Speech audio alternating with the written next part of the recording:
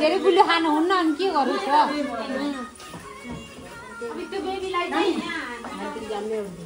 नानीहरूले चाहिँ किचन गर्छ एकछिन कपिलालाई आउँदैन फोटो खिच्न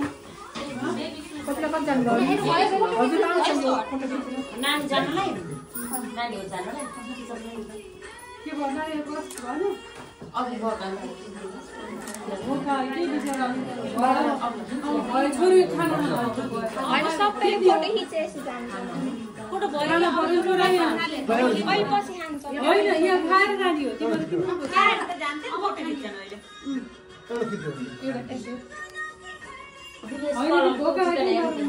मैले उठेर हक्कै राखिदिनु राख्नलाई त तल माथि जस्तो गर माथि त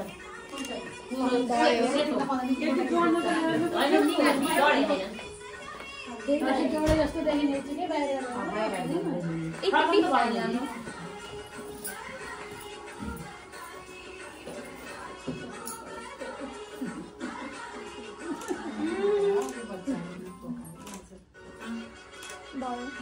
भयो बेटी गरे भयो अब भयो खाना ल्याउनु